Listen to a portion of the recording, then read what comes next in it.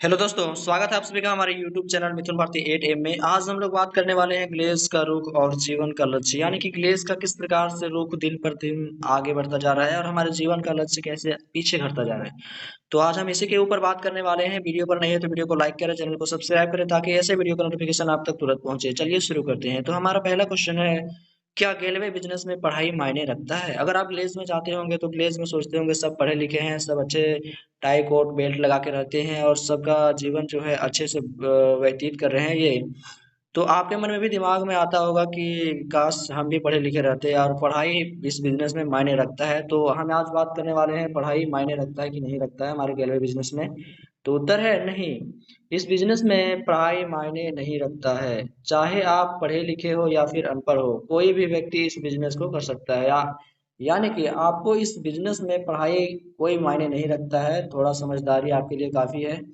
चाहे आप पढ़े लिखे हो या फिर ना हो, अनपढ़ हो क्यों ना, लेकिन आपको इस बिजनेस में कोई नहीं कहेगा कि आप अनपढ़ हैं या फिर पढ़े लिखे हैं। इस बात इस ये बिजनेस जो है वो सभी का बिजनेस है, चाहे वो अनपढ़ हो या फिर पढ़ा लिखा हो।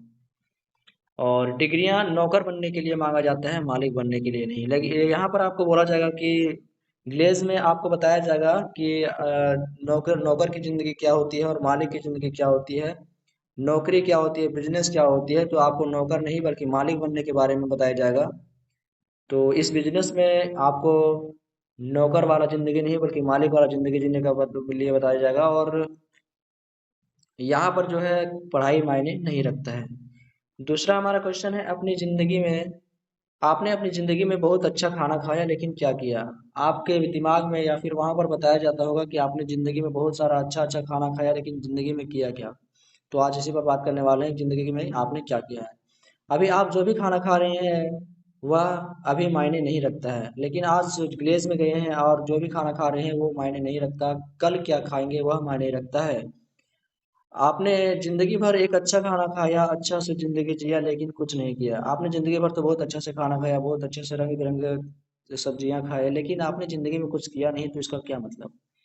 आज कुछ दिन खराब खाना खा लेंगे, कम खाना खा लेंगे, नीचे सो लेंगे तो थोड़ी ना कुछ हो जाएगा। आज जब विलेज में गए हैं तो कम खाना खाने के मिलेगा और नीचे सोने के लिए मिलेगा और आपको ज़्यादा घूमने नहीं दिया जाएगा। तो कुछ दिन ऐसा बर्दाश्त करने से आपको थोड़ी ना कुछ हो जाएगा।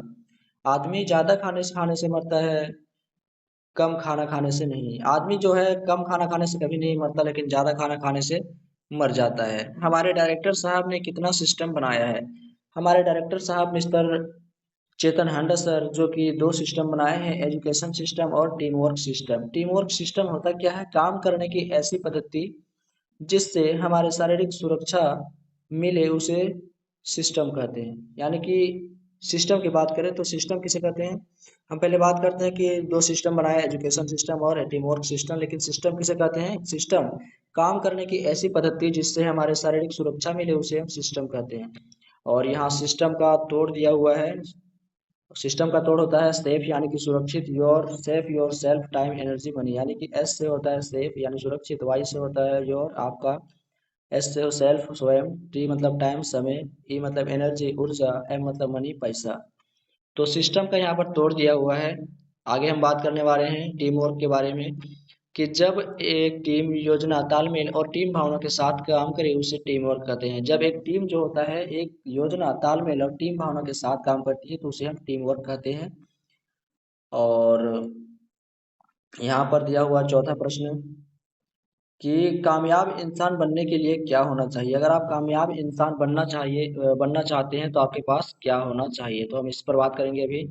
तो कामयाब इंसान बनने के लिए आपके पास सपना होना चाहिए और सपने के प्रति लगाव होना चाहिए, प्यार होना चाहिए, और फिर तीसरा त्याग होना चाहिए और उसके ऊपर काम करना चाहिए, कर्म करना पड़ेगा। तो आपको एक कामयाब इंसान बनने के लिए एक सपना बनाना होगा, उससे प्यार करना होगा और बहुत कुछ त्याग करना होगा। छोटे मोटे त्योहारों को, घर परिवारों को त्याग करना होगा और अच्छे से सपने के ऊपर काम करना होगा, तब एक कामयाब इंसान बन सकते हैं। पांचवा प्रश्न है हमारा, how to build your business, यानी कि अपने बिजनेस को कैसे प्रगति करें, प्रोसेस में ले जाएं, प्रोग्रेस में ले जाएं, यानी कि और आगे बढ़ाएं। तो हम इसी पर बात करेंगे कि how to build your business, अपने बिजनेस को कैसे बढ़ाएं। तो उत्तर है पहला हमारा है एथिक्स, यानी कि रूल एंड रेगुलेशन। एथिक्स में आता है आपका रूल एंड रेगुलेशन, और rule and regulation of village में जाएंगे तो आपको चार रूल बताया जाएगा, चार नियम बताया जाएगा जो कि रूम का रूल है, और दूसरा रोड का रूल है, तीसरा सेंटर का रूल है, चौथा ऑफिस का रूल है। तो ये चार रूल है एथिक्स के अंदर, और एथिक्स का भी पालन करना होता है, रूल एंड रेगुलेशन का भी पालन करना होता है, जिससे हमारा सिस्टम अच्छे तरीके से चल सके। और रूम में अच्छे तरीके से रहना है, रोड पर अच्छे अपने साइड से चलना है, सेंटर में अच्छे से जाना है, ऑफिस में टाइम से जाना है। ऐसे प्रकार से मतलब वही बहुत प्रकार से ग्लेज में आपको सिस्टम और एथिक्स के बारे में बताया जाएगा, रूल एंड रेगुलेशन के बारे में बताया जाएगा।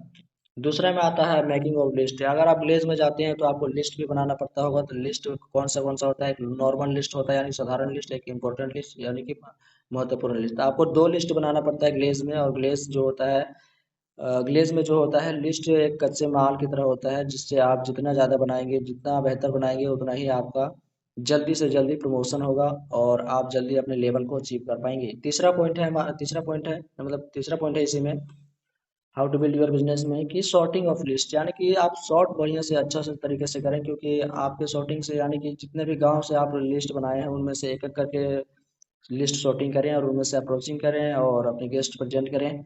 पांचवा आपका है गोल सेटिंग, यानी कि आप एक गोल बना लें कि कितना हमें दिन भर में अप्रोचिंग करना है, और कहाँ कहाँ जाना है, कितने कौन से गेस्ट को कब ध्यान देना है। तो इन सभी बातों के ऊपर ध्यान देना है। और इन सभी पॉइंट्स के ऊपर हम बात करके बहुत अच्छे तरीके से आप समझ गए होंगे कि ये वीडियो से हमें कुछ सीखने को मिला है। अगर कुछ सीखे हैं तो वीडियो को शेयर करें अपने दोस्तों के साथ, और वीडियो पर नए हैं तो वीडियो को लाइक करें, चैनल को सब्सक्राइब करें, ताकि हम जब भी नया वीडियो डालें तो आप तक तुरंत पहुंच जाए। चलिए मिलते हैं अगले वीडियो में, तब तक के लिए जय हिंद, जय रेलवे।